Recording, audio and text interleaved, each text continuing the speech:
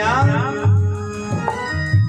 नैनों की खिड़की से पल पल तुम्हें निहारूं, नैनों की खिड़की से पल पल तुम्हें निहारूं, मन में बिठा लूं तेरी आरती उतारूं, मन में बिठा लूं तेरी आरती उतारूं, मन में बसा लूं तेरी आरती उतारूं, मन में बिठा लूं तेरी आरती उतारूं, डाले रहूं तेरे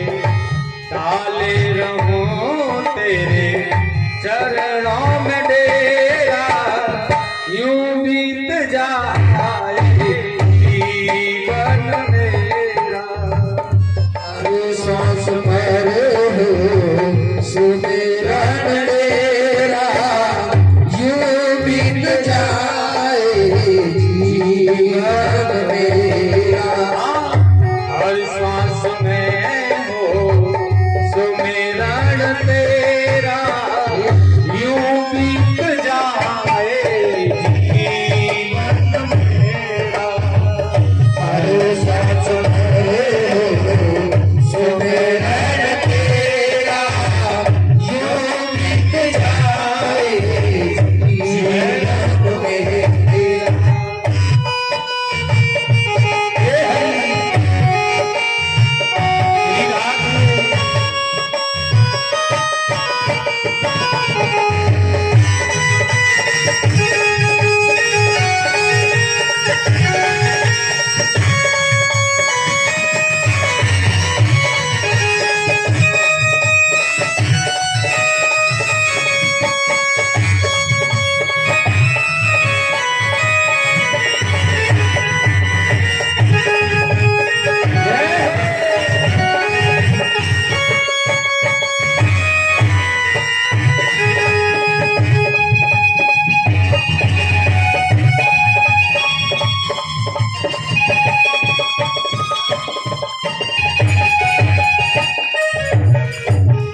और कहा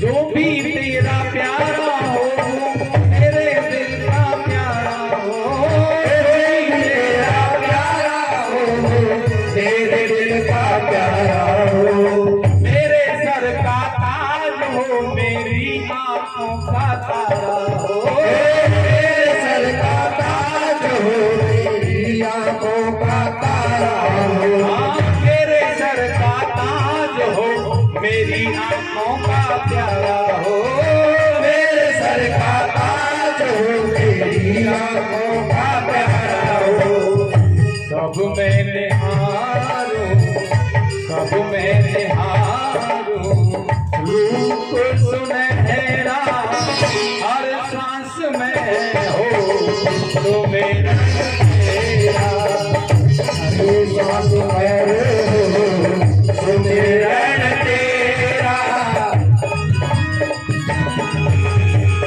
हर सांस में हो तो मेरा तेरा, यूं बीत जाए जीवन मेरा, हर सांस मेरे हो सुमिरन तेरा, यूं बीत जाए जीवन मेरा।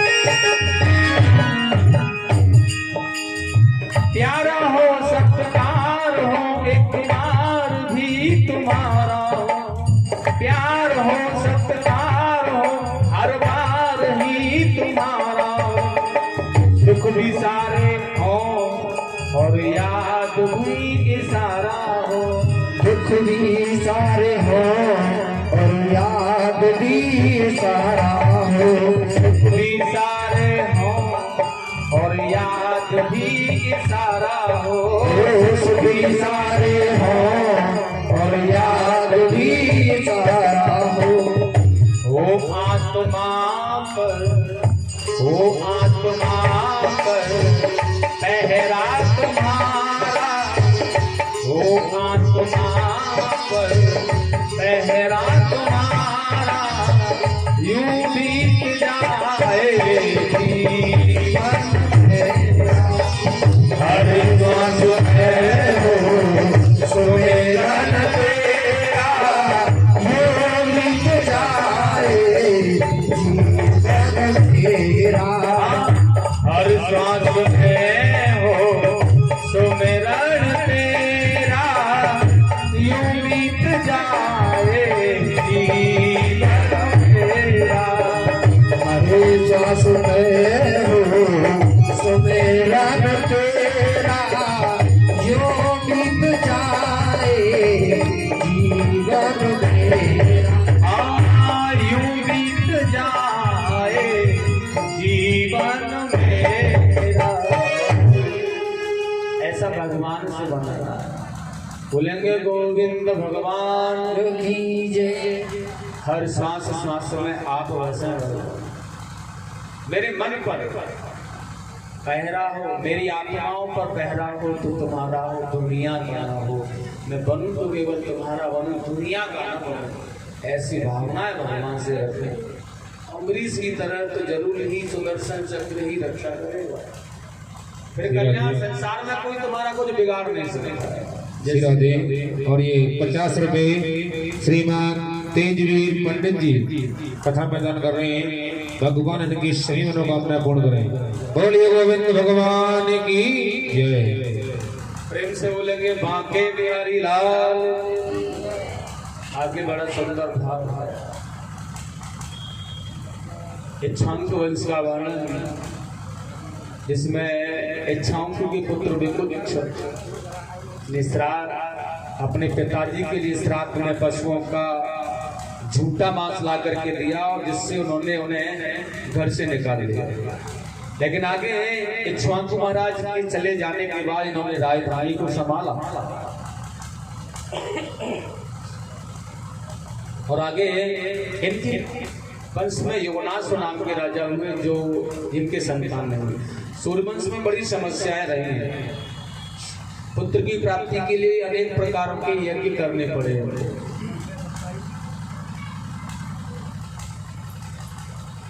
और योगनाथ महाराज ने भी यज्ञ किया, जो यज्ञ के जल को रात्रि में इन्होंने स्वयं ही पी लिया, जिससे उनकी कुछ फाड़ करके पुत्र का जन्म हुआ। इस बालक का नाम मानधाता रखा गया। बड़ी सुंदर बात है हमारा, ये चक्रवर्ती सम्राट हुए हैं मानधाता। और देखिएगा इनके 3 पुत्र हुए हैं, पुरुकुत्स, मुचकुंद और अम्बरीश। अभी कथा जो सुनाई थी वो अम्बरीश नहीं, दूसरे वाले। और देखिए आगे सुखदेव जी ने वर्णन किया है, मानधाता के पुत्र अम्बरीश और उनके पितामह योगनाथ ने उन्हें गोद ले लिया। उस अम्बरीश का पुत्र हुआ है योगनाथ, योगनाथ का पुत्र हरित हुआ। मानधाता के दूसरे पुत्र पुरुकुत्स का विवाह सर्पों की बहन नर्मदा से हुआ है। तब वह अपने पति को पाताल लोक में ले गई। वहां पुरुकुत्स ने गंधर्वों का वध किया, और सर्पों ने यह उन्हें वरदान दिया है, जो यह चरित्र का गान करेगा उसे सर्प दोष नहीं लगेगा। आगे इसी वंश में पुरुकुत्स का पुत्र हुआ है दशरथ, और उसके बाद अरण्य। इसी वंश में बड़ा सुंदर त्रिबंधन और सत्यव्रत राजा हुए, जो त्रिशंकु नाम से कहलाए, जो विश्वामित्र जी ने शरीर के साथ इन्हें स्वर्ग में भेजा। और त्रिशंकु के पुत्र हुए हैं महाराज हरिश्चंद्र। प्रेम से बोलेंगे हरिश्चंद्र महाराज जय। समय थोड़ा सा है, भगवान हरि के भक्त हरिश्चंद्र की कथा का थोड़ा भाव प्रकट कर ले। वैसे सूर्यवंश में अनेकों राजा हुए जिनकी गाथाएं बड़ी पवित्र हैं महाराज। अब सिराधे। और ये 50 रुपए श्रीमान दिनेश कुमार जी कथा में दान कर रहे हैं। भगवान इनकी भी सभी मनोकामना पूर्ण करें। बोलिए गोविंद भगवान की जय प्रेम से बोलेंगे आनंद कंद भगवान की जय। बड़ी सुंदर गाथा है महाराज अम्बरीश की। हरिश्चंद्र महाराज सत्य के कारण इन्होंने सत्य का अनुसरण किया जीवन में, सर्वस्व त्याग दिया, सर्वस्व छोड़ दिया, लेकिन सत्य को नहीं छोड़ा। बड़ी परीक्षा ली और परीक्षा से गुजरे। ऐसे महाराज सत्यवादी राजा हरिश्चंद्र की गाथा बड़ी पवित्र है। अम्बरीश की गाथा बड़ी पवित्र थी। भागीरथ की गाथा बड़ी सुंदर होती है। मानदाता अम्बरीश आदि जितने भी राजा सूर्यवंश में हुए हैं, जिनका आदर्श बड़ा है। अगर सूर्यवंश के राजाओं की कथा विस्तार पूर्वक कही जाए तो स्वामी सुखदेव जी ने कहा, राजा परीक्षित 100 वर्ष भगवान के भक्त सूर्यवंश के महान प्रतापी राजाओं की कथा कहने में लगे 100 वर्ष। ऐसा सुखदेव स्वामी दर्शा रहा है। केवल सूर्यवंश के राजाओं का चरित्र वर्णन 100 वर्ष लगे। यह तो 8 वर्ष सप्ताह हो गया, इसमें तो 2 दिन कृपा हो जाता है। हरी कृपा होती है। ऐसे महान आत्मा, बहुत धर्मात्मा राजा इस सूर्यवंश में हुए। थोड़ी सी नजर डालें हरिश्चंद्र महाराज की गाथा, कैसे भावनाएं हैं इनकी। आज के जमाने में अगर कोई कह देना कि मैं ये कर दूंगा, बड़ी विचित्र बात है। और समय आ जाए ना करने का, जो टालने में देर नहीं करता। ये कार्य कर दिया जाए, ठीक है हम कर देंगे भैया, हमारी तरफ से बोल लिख दो। समय आया, धमका दिया किसी ने, बीवी ने, बच्चों ने, पत्नी ने, माँ ने, बापू ने, बड़ा दानी बन रहा है। और समाज में तो कह दिया जवान हो गई खराब। नहीं व्यवस्था जागृति में कहने वाले व्यक्ति संकल्प को पूरा नहीं कर पा रहा, लेकिन जबकि हमारी कथाएं आदर्श हैं, हम सुनते भी हैं और हमें पता भी है, और फिर भी नहीं। संकल्प पूरा करने के लिए राजा बलि ने सर्वस्व दान में दे दिया, अपने आप को भी बंधन में डाल दिया। संकल्प पूरा किया, क्योंकि अगर संकल्प पूरा नहीं होता है तो मेरे पूर्वज नरक में चले जाएंगे, मैं नरक में चला जाऊंगा, और उससे बड़ा मुश्किल हो जाएगा। यथाशक्ति संकल्प करना है। जहां भी किसी भी बड़ी समाज में फंसे, लेकिन कर दिया तो फिर चाहे तन बिक जाए, उसे पूरा करने का प्रयास करो। संसार में वचन से बड़ा कुछ नहीं है। अगर जिसने अपने वचन का पालन नहीं किया, संसार में वो क्या पालन कर सकता? कुछ नहीं। ये जागृति जागने के बाद की बात है, लेकिन यह स्वप्न में दान करने वाला कोई देखा हो, स्वप्न में मांगी हुई वस्तु को दान करने वाला कोई देखा हो, वह एक ही व्यक्ति है संसार में, जिसका नाम है हरिश्चंद्र। इसने स्वप्न जो देखा, उस स्वप्न में मांगी हुई वस्तु को दान दे दिया। जो स्वप्न में मांगा उसे दान दे दिया। जबकि स्वप्न देखने के बाद आंखें खुलती हैं, और आंखें खुलने के बाद में क्या रहता है? क्योंकि मामनी गोस्वामी तुलसीदास जी तो ऐसा कह रहे हैं, भगवान शिव पार्वती से कह रहे हैं कि सोया हुआ ही है हर व्यक्ति, जागा हुआ तो कोई है ही नहीं। क्योंकि जानिए जब ही जीव जग जागा, जब सब विषय विलास विरागा।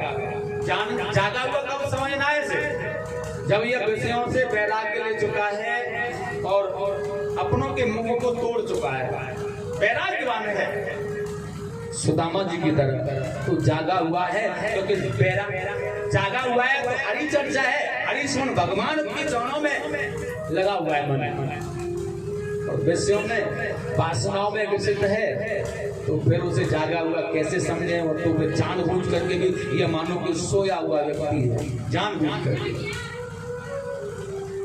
अब जो जानबूझ करके सोने वाला है, उसके अंदर से ये वासनाएं कैसे निकले, काम कैसे निकले, इंद्रियां उसके जितेंद्र कैसे हो? तो उसे जितेंद्र करने के लिए बाहर निकलना पड़ेगा वासनाओं से। बड़ा सुंदर कहा है।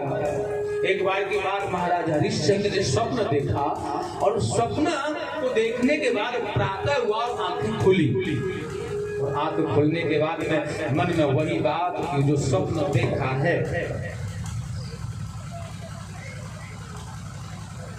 जो स्वप्न देखा है, मैंने जो देखा है स्वप्न में, बस वही चल।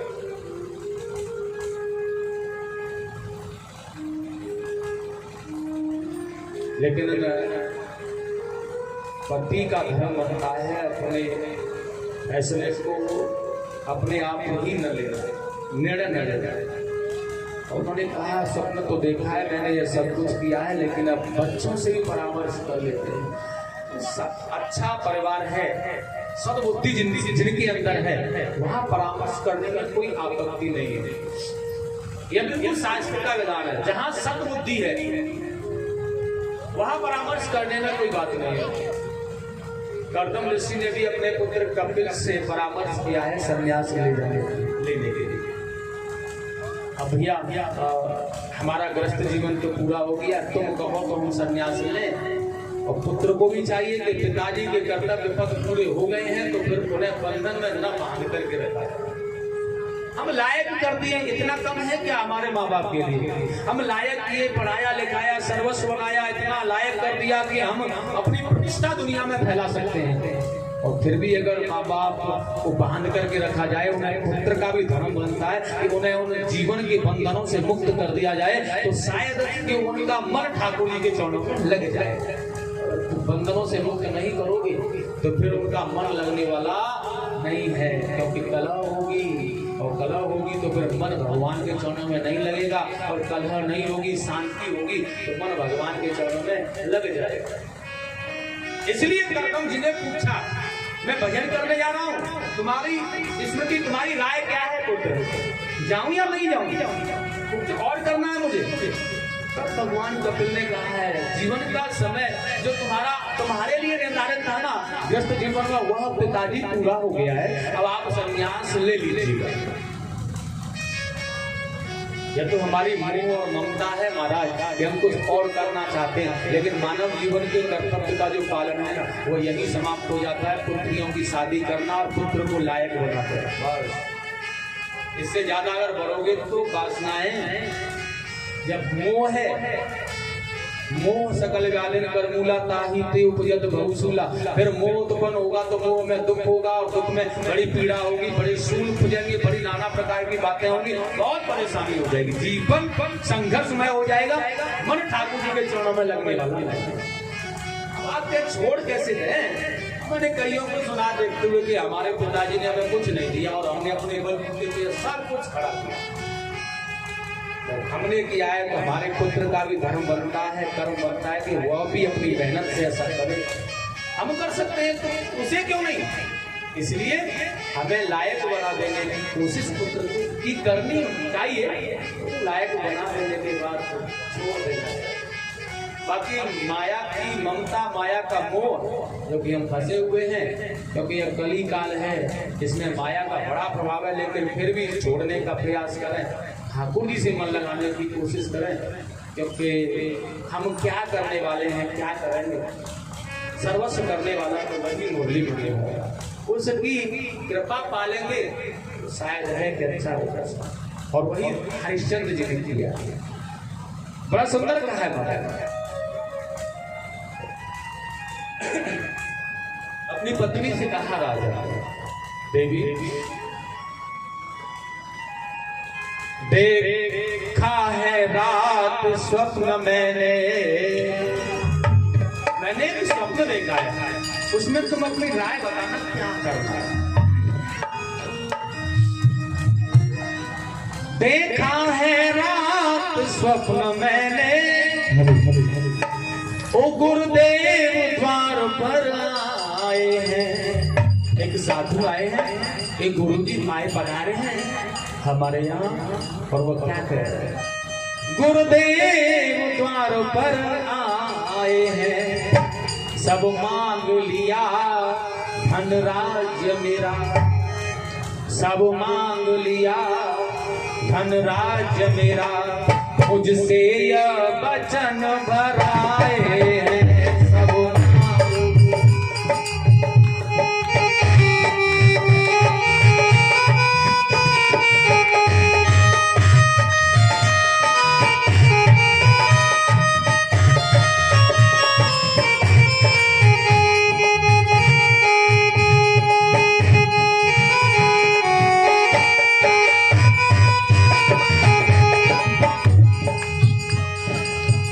सब कुछ मांग लिया उन्होंने, या राज ताज धन संपदा सब राज दान में मांग लिया है।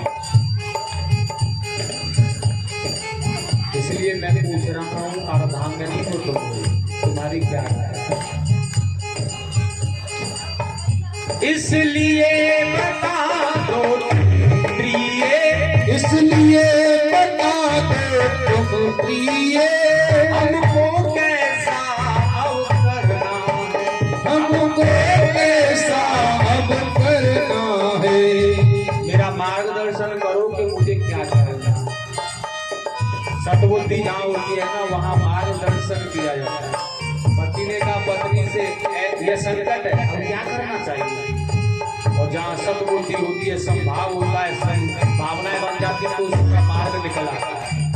ऐसा है। इसलिए बताओ प्रिय, हमको अब क्या यह करना।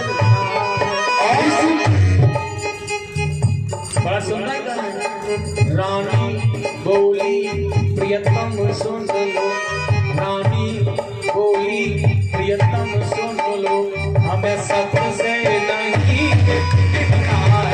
रानी बोली प्रियतम सुन लो, हमें सत्य से नहीं टिकना है। रानी बोली प्रियतम सुन लो, हमें सत्य से नहीं टिकना। अगर ऐसी भावनाओं से अगर बात की जाएगी ना तो जवाब सही मिलेगा।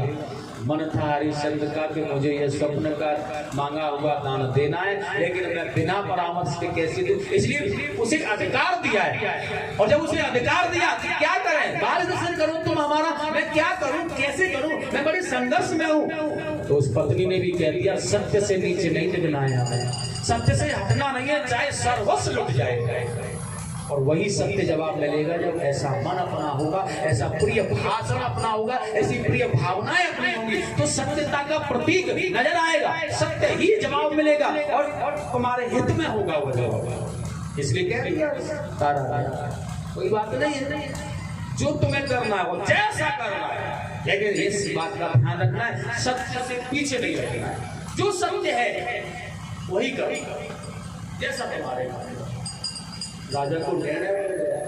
और जब राजा को निर्णय मिल गया तो बड़ी सुंदर बात है कि जैसे राज सिंहासन पर गए, मंत्रियों से परामर्श किया और मंत्री लोगों ने कहा महाराज स्वप्न की बात, स्वप्न देखा, आंखें खुली, खत्म हो गई, आप परेशान हो रहे हो। अरे ये राज्य तुम्हारा है, आप इस राज्य के अधिकारी हैं, आप नहीं बैठेंगे राज्य सिंहासन पर तो कौन बैठेगा? ध्यान रखना है। अब मंत्रियों ने कहा ठीक है राज्य संचालन तो जो होगा देखा जाएगा। और जैसे ही महाराज हरिश्चंद्र राज्य पर आरूढ़ हुए, विश्वामित्र जी वहां खड़े हो गए। राजन अब तो देख लेगी विश्वामित्र जी को याद आ गया, वो सब खड़े हो गए हरिश्चंद्र महाराज। और खड़े होकर की बड़ा सुंदर सम्मान किया, विप्रों के सहित उनका सत्कार किया और बहुत सुंदर। ठीक है भगवान आप बताएं किस लिए करा? विश्वामित्र जी ने कहा मैं यज्ञ कराने जा रहा हूं, उसके लिए मुझे 8 बार स्वर्ण चाहिए, दान दे दो, यज्ञ हो जाएगा। आपकी कृपा हो तो महात्मा जरा सा। हरिश्चंद्र महाराज ने कहा छोटी सी बात प्रभु जी, आप यज्ञ के लिए धन ले जाना, जितना भी चाहिए। नहीं नहीं मुझे केवल इतना ही चाहिए, देना चाहते हो या नहीं यह भी बता दो। हरिश्चंद्र महाराज ने कहा कोषाध्यक्ष राजकोष जो था होता था, भैया एक काम करो, इन्हें जितना धन दिया उतना दे दो।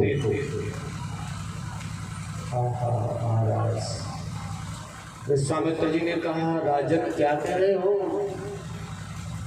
महाराज आपको यज्ञ के लिए धन देना है ना, वही कर रहे हैं। विश्वामित्र जी ने कहा तो फिर यह तेरा है कहाँ जिसे तू देना चाहता? भूल गया क्या? राजा हरिश्चंद्र, मैंने तो सुना है तू बहुत बड़ा सत्यवादी है, बहुत बड़ा सत्यवादी, लेकिन तू पल मात्र में ही भूल गया क्या? अब राजा को वही बात याद आने लगी, सत्यता का प्रतीक नजर दिखने लगा। क्या भूल गए हो? राजा ने कहा नहीं भाई। अब तो विश्वामित्र जी ने कह दिया, देखा जो रात स्वप्न तूने, यह धन तो बाद में देना, तू यज्ञ के लिए पहले अपनी बात बता, तू क्या चाहता है, तेरे मन में क्या चल रहा है? देखा जो रात स्वप्न तूने और बतला क्या तेरी इच्छा है, हाँ बतला क्या तेरी इच्छा है, और दोगे या ना दोगे सब कुछ। बहुत बड़ा दानी बनता है तू, बहुत बड़ा सत्यवादी है तू, मुझे यह बता जो स्वप्न में दिया हुआ है उसके विचार में तेरा क्या परामर्श है, क्या कहना चाहता है तू?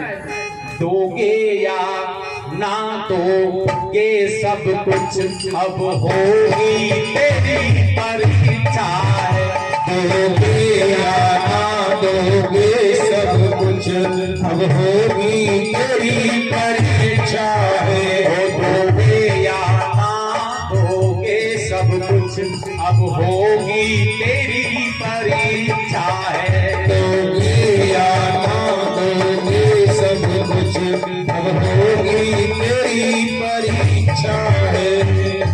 पहले तो यह बता जो दान दे दिया है तूने, उसे हड़पने का मन है क्या, उसे नहीं देने का मन है क्या? तुरंत वही सिंहासन छोड़ करके खड़े हो गए महाराज हरिश्चंद्र जी, नहीं भगवान मेरा ऐसा कोई मन नहीं है, मैं ऐसा कुछ सोच भी नहीं रहा हूँ।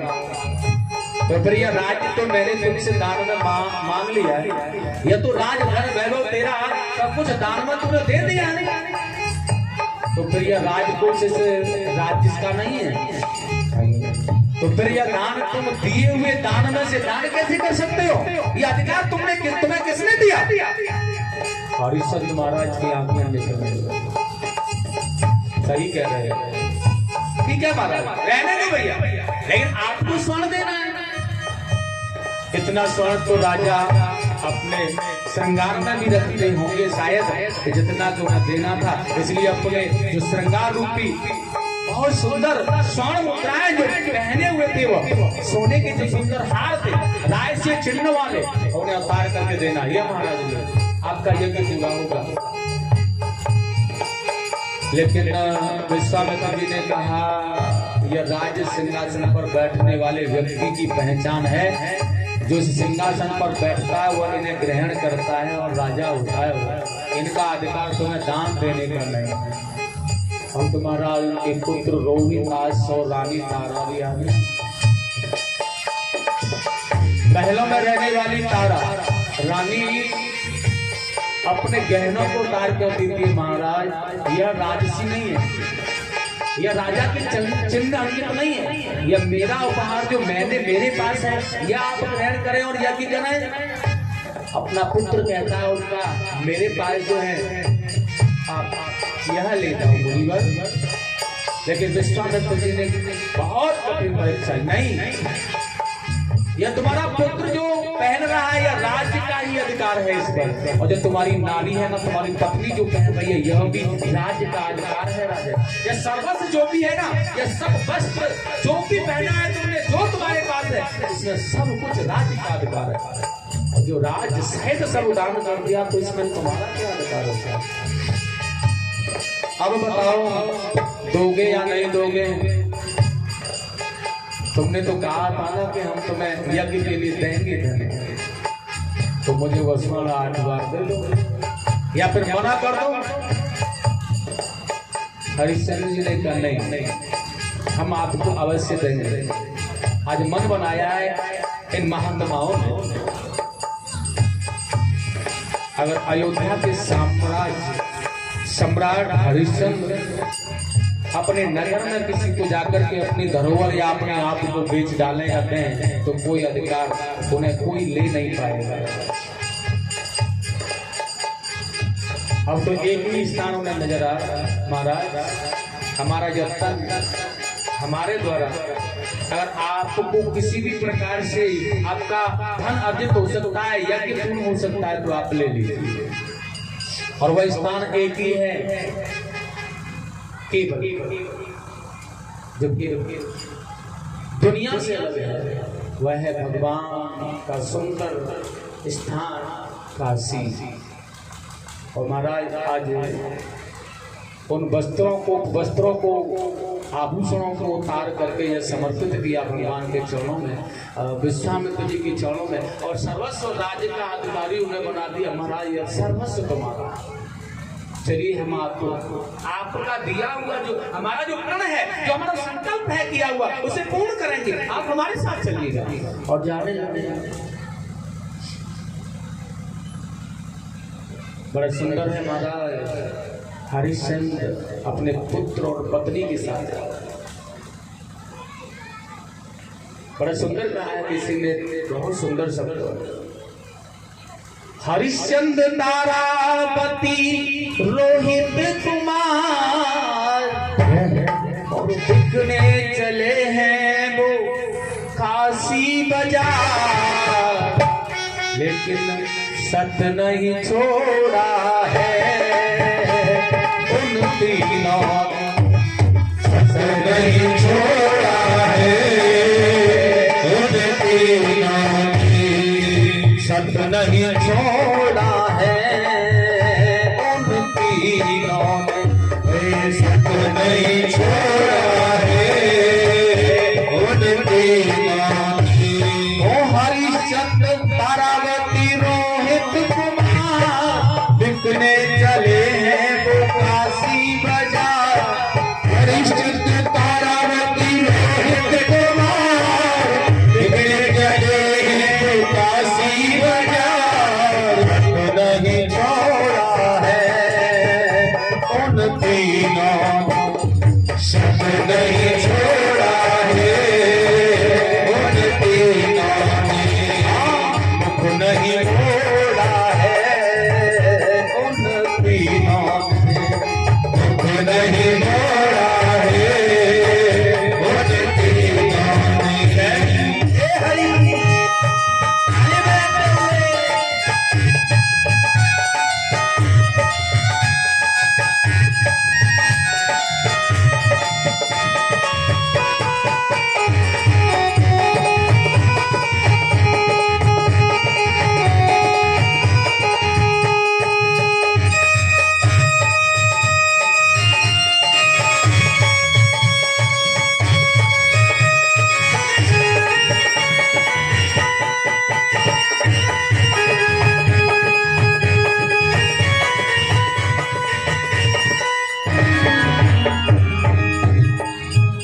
अब चले चलते हारे दूर काशी है कितनी बताओ, अब चलते चलते हारे दूर काशी है कितनी बताओ।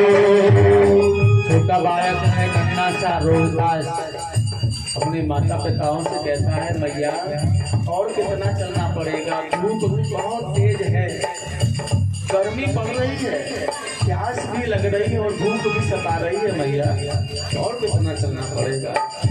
लेकिन माता पिता कह रहे हैं, पुत्र बस थोड़ी सी बात है, बस देखो ये आ रही है, बस थोड़ा सा चलना, और थोड़ा ही थोड़ा चलने में थोड़ा चलना है बस वहां तक, वह स्थान आया बस थोड़ा चलना है वहां तक, ऐसे ही सफर पार हो जाता।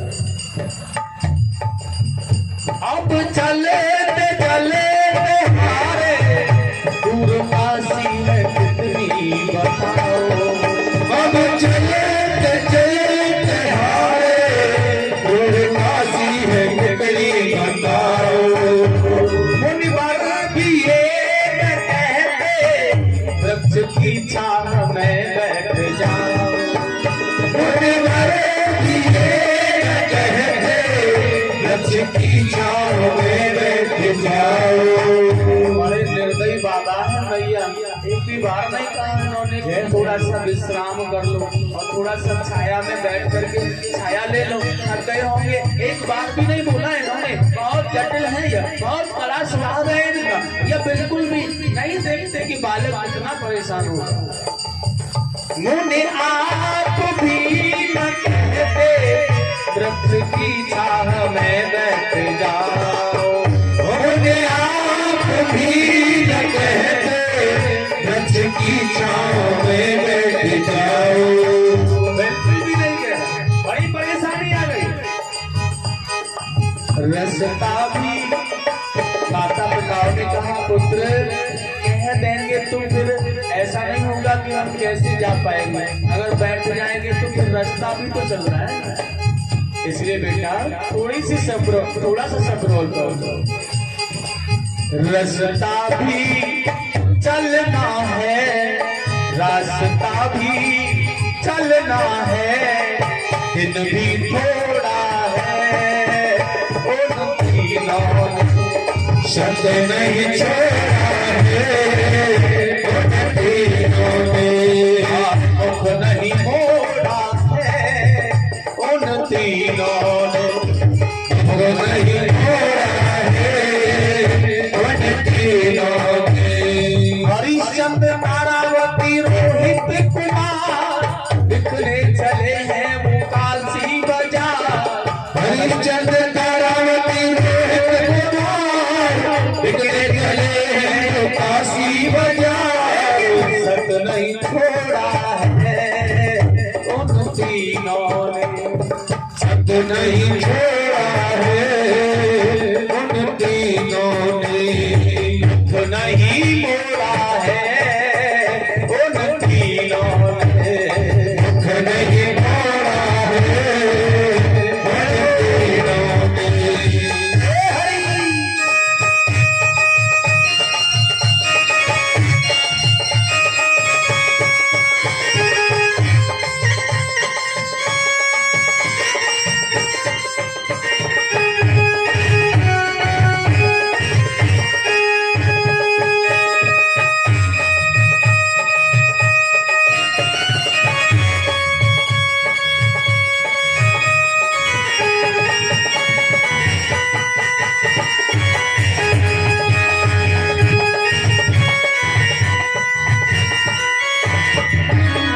और यही चलते चलते आज सफर कर गया उनका और पहुंचे काशी में। अब चलते चलते तीनों पहुंचे काशी के बाजार जाए। अब चलते चलते तीनों पहुंचे काशी के बाजार जाए। मुनिवर ने वहां पे जाकर देखो आवाज ऐसी लगाई। मुनिवर ने वहां पे जाकर एक आवाज ऐसी लगाई। अरे ओ काशी के बाजारियों सुनो मेरी बात। बिकने को आया है, बिकने को आया है बच्चा एक जोड़ा उन तीनों ने। शब्द नहीं छोड़ा है उन तीनों ने। मुख नहीं मोड़ा है उन तीनों ने। मुख नहीं मोड़ा है उन तीनों ने। हरिश्चंद्र तारावती रोहित कुमार बिखरे चले हैं वो काशी बाजार। हरिश्चंद्र तारावती रोहित कुमार बिगड़े चले हैं वो काशी बाजार। मत नहीं छोड़ा है उन तीनों ने। सत नहीं छोड़ा है उन तीनों ने। सत नहीं छोड़ा है उन तीनों ने। सत नहीं छोड़ा है उन तीनों ने। जब ऐसे आवाज लगाई मुनिवर ने, भैया एक बच्चे के सहित एक जोड़ा बिकने आया है, अगर जरूरत किसी को हो तो खरीद लो। अब तो महाराज जैसे आवाज सुनी और इस आवाज को सुनकर के लोग आने लगे। फिर इस जिगर को सुनकर बहुत से लोग वहां